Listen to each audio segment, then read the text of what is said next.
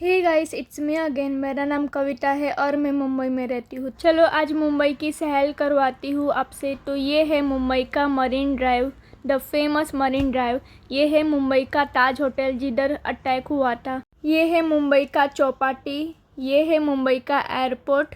ये है अंबानी लोग का ऑफिस, नीता अंबानी का कल्चर सेंटर, ईशा अंबानी का घर, ऑटो और वर्ल्ड फेमस घर वो है अंबानी लोग का घर। बहुत लोग ने बोला कि दीदी आप सच में मुंबई में रहती है, इसलिए मैंने सोचा कि आपकी मुंबई की टूर करवा दूँ। ऐसे इसको देख के आपको ऐसा लगेगा कि ये मुंबई वाली सेव पूरी है, पर ऐसा बिल्कुल भी नहीं है, बल्कि ये गुजरात की फेमस डिश है। इसको लोग सूरती आलू पूरी के नाम से जानते हैं।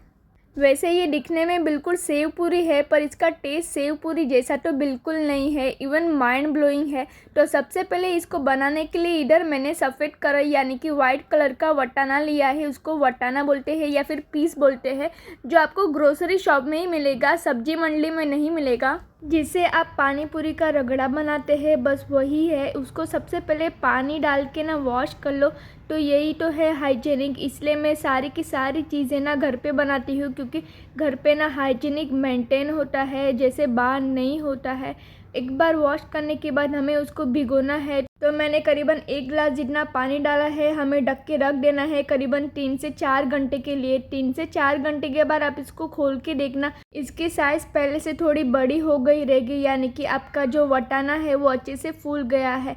ये वही वटाना है जिससे हम पानी पूरी का रगड़ा बनाते हैं। बस अभी हमें उसको कुकर में सीटियाँ मारना है। तो सबसे पहले भिगोया हुआ पानी निकाल लो।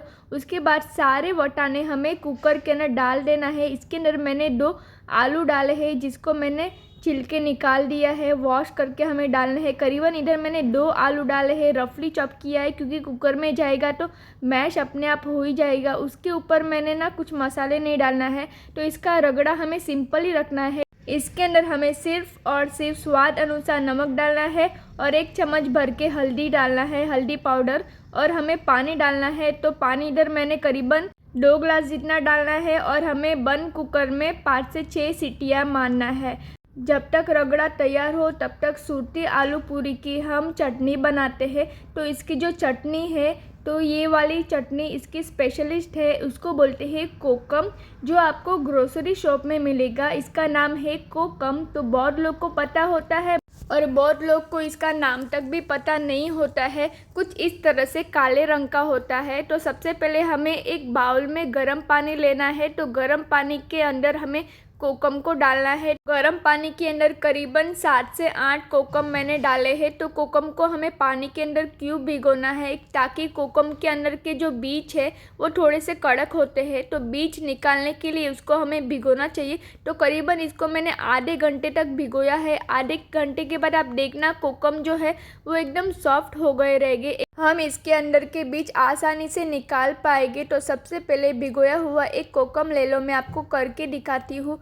अब देख लो, उसके जो बीज है आराम से अंदर से निकल गए हैं। तो इसके जो बीज है वो थोड़े से कड़क होते हैं। तो चटनी बनाने के लिए हमें बीज को हटाना है कुछ इस तरह से। तो धीरे धीरे करके हमें सारे कोकम में से बीज निकालना है। इधर मैंने 8 कोकम लिया है क्वांटिटी में। तो करीबन आप इसको आराम से 1 कप जितनी खट्टी मीठी चटनी बना पाओगे। जैसे सेव पूरी में इमली की चटनी रहती है, वैसे ही सूरती आलू पूरी में कोकम की चटनी बनती है।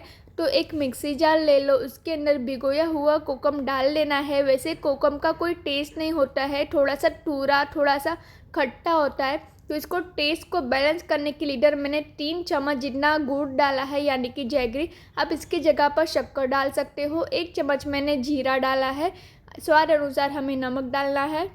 नमक थोड़ा कम डालेगा, क्योंकि इसके अंदर आधी छोटी चम्मच काला नमक भी आता है, वो भी थोड़ा सा सॉल्टी होता है। इसके बाद हमें इसके अंदर थोड़ा सा पानी डालना है और 1 चम्मच जितना कश्मीरी लाल मिर्च का पाउडर डालना है और सभी को हमें पीस लेना है। वैसे ये चटनी दिखने में इमली की चटनी लगेगी, पर असल में ये एक कोकम की चटनी है। और ये कोकम की चटनी के आगे इमली की चटनी फेल है। अगर आप इसको एक बार बना लोगे और खा लोगे ना, तो आप बार बार इमली की चटनी की जगह पे कोकम की ही चटनी बनाओगे। और जब भी आप आलू पूरी बना रहे हो तो उसमें कोकम की चटनी ही डालना है। अभी हम तीखी वाली चटनी बनाएंगे जो नॉर्मल बनती है। तो इधर मैंने बहुत सारे तीखी वाली हरी मिर्च लिया है, बहुत सारे लहसुन के दाने लिए हैं, उसके अंदर 1 कप जितना मैंने धनिया डाला है, एक पूरा नींबू का रस डालना है और इधर मैंने थोड़ा सा नमकीन लिया है 2 चम्मच जितना, क्योंकि चटनी में नॉर्मली बाइंडिंग नहीं होता है तो बाइंडिंग के लिए मैं नमकीन डालती हूँ। आधी चम्मच मैंने शक्कर डाला है ताकि हमने नींबू डाला है तो टेस्ट का बैलेंस हो जाएगा। आधी चम्मच मैंने नमक डाला है, स्वाद अनुसार हमें डालना है। थोड़ा सा पानी डाल के हमें चटनी को पीस लेना है। तो चटनी के पीसने के बाद आप देख सकते हो उसका कलर, टेक्सचर और स्वाद बिल्कुल बाहर जैसे भैया बनाते हैं वैसा ही है, मस्त तीखी वाली चटनी। तो ये चटनी आप कोई भी आइटम के साथ यानी कि सैंडविच के साथ, पकोड़े के साथ, सेव पूरी, पानी पूरी, किसी के भी साथ इस्तेमाल कर सकते हो। और हरी वाली चटनी और इमली की चटनी या फिर कोकम की चटनी में बनाकर फ्रिज के अंदर मैं लंबे समय तक स्टोर करके रखती हूँ। चटनी बनाते बनाते इधर हमारा रगड़ा भी तैयार हो चुका है। वैसे ये रगड़ा आप पानी पूरी, सेव पूरी, चाट में या फिर भेल में भी इस्तेमाल कर सकते हो। अभी हमें ऊपर से कोई भी मसाला नहीं डालना है, हमें रगड़ा ऐसे ही रखना है। अभी हम आलू पूरी बनाने के लिए आटा लगाते हैं। तो इधर मैंने मैदा लिया है, करीबन 250 ग्राम है। तो ये वाला मैदा मैंने पैकिंग वाला इस्तेमाल किया है। आप चाहे तो नॉर्मल वाला भी इस्तेमाल कर सकते हो, पर पैकिंग वाले मैदे की क्वालिटी थोड़ी अच्छी आती है, इसलिए मैं हमेशा पैकिंग वाला मैदा ही इस्तेमाल करती हूँ। तो सबसे पहले हमें मैदे को छान लेना है, उसके बाद ही हमें इस्तेमाल करना है, ताकि कोई भी कचरा अगर गलती से आ जाए ना तो निकल जाएगा। वैसे पैकिंग वाले की क्वालिटी अच्छी रहती है तो कोई भी कचरा नहीं रहता है। उसके ऊपर मैंने स्वाद अनुसार नमक और थोड़ा सा तेल डाला है, 1-2 टेबलस्पून। धीरे धीरे करके हमें पानी डालना है और आटा गूंद लेना है। तो ये आटा ना बिल्कुल मोमोज़ की जैसा होता है, जैसे हम मोमोज़ बनाने का आटा गूंदते हैं बस वैसे ही गूंदना है। या फिर मैं बोलूँ तो आपकी लैंग्वेज में हमें रोटी जैसा आटा गूंदना है, जैसे रोटी का आटा हम गूंदते हैं, सॉफ्ट और नरम। आटा गूंदने के बाद हमें ऊपर से ऑयल डालना है, नहीं तो आटा हाथों पे चिपक जाएगा। तो आटे गूंदने के बाद हमें उसको थोड़ा सा मसलना है। आटे को हमें मार मार के हमें उसको मसलना है। मसलने से क्या होगा कि आटा ना थोड़ा सा सॉफ्ट हो जाएगा। तो अभी हमारा आटा रेडी नहीं हुआ है, उसको हमें 15 मिनट के लिए एक डब्बे के अंदर बंद करके रख दो। 15 मिनट के बाद आटा ना पूरा का पूरा रेडी हो जाएगा। तो स्टार्टिंग में आटा थोड़ा सा हाथों में चिपक जाएगा, तो इसलिए मैंने ऊपर से थोड़ा सा मैदा छिड़का है। तो एक लुइया ले लो, जैसे रोटी हम बनाते हैं। तो सबसे पहले मैंने छोटा वाला लुइया लिया है। गोल गोल रोटी बनाओ। वैसे गोल गोल रोटी नहीं बनेगी ना तो भी ठीक है, क्योंकि इसमें ज़रूरी नहीं है कि रोटी गोली हो। तो मैंने उसको जितना हो सके उतना पतला किया है। उसके बाद कोई भी एक गोल कंटेनर ले लो, अगर आपके घर पे चूड़ियाँ है तो वही ले लो। और इस तरह से हमें छोटी छोटी पूरियाँ बनाना है। तो इधर दिखने में तो सेव पूरी लगेगी, पर ये सेव पूरी नहीं है, असल में ये सूटी आलू पूरी उसको बोलते हैं। जो सर्कल वाला कंटेनर है वो थोड़ा सा छोटा होना चाहिए, जैसे सेव पूरी का होता है, बस वैसे ही साइज़ हमें करनी है। तो धीरे धीरे करके हमें ये सारी पूरियाँ निकालना है और एक कोई भी प्लेट में रखना है। तो हमने जितना आटा गूना है तो उसकी सारी की सारी पूरियाँ मैं बेल लूँगी, उसके बाद हम इसको फ्राई करेंगे। वैसे मैंने ये सारा प्रोसेस मैंने अकेले ने किया है, आप चाहे तो किसी की हेल्प ले सकते हो, थोड़ा सा टाइम कंज्यूमिंग है और सारी की सारी मेहनत वसूल हो जाएगी जब आप इसको खाओगे। तो इस टाइम मैंने ना थोड़ा सा बड़ा वाला लुइया ले लिया है, क्योंकि मुझे बहुत सारी पूरियाँ बेलनी है। तो जितना बड़ा लुइया रहेगी, जितना बड़ी रोटी बनेगी, उतनी ज़्यादा पूरियाँ बनेगी। वैसे ये मैदा है, मैदा का आटे से हमने बनाई है, तो आप टेंशन ना लीजिएगा, क्योंकि बहुत लोग बोलते हैं कि बेलते बेलते फट जाएगी। मैं आपको बता दूं कि ये मैदा है, मैदा कभी नहीं फटता है। जितना पॉसिबल हो सके उतना हमें बड़ा बेलना है, ताकि आपका काम आसानी हो जाए और फटाफट से पूरियाँ बन के निकल आए। वैसे मैंने आटा तो 250 ग्राम ही लिया था, पर इससे ना बहुत सारी पूरियाँ बेल के तैयार हो जाएगी। आप देख सकते हो इधर मैंने करीबन 4 प्लेटें लगी है पूरियाँ बेलते बेलते बनाते बनाते। तो करीब करीबन 6 से 7 लोगों के लिए ये वाला चाट, ये वाली रेसिपी इनफ है। तो अभी हमें उसको फ्राई करना है। तो छोटी छोटी पूरियाँ हमें ले लेना है। वैसे पूरियों को हमें अलग अलग ही रखना है, अगर आप ऊपर ऊपर रखोगे ना तो पूरियाँ चिपक जाएगी। और गरम तेल में ही हमें एक एक करके सारी पूरियाँ डाल लेना है। तो हमें ना पूरियों को फुलाना है, वैसे अपने आप ही फूल जाएगी।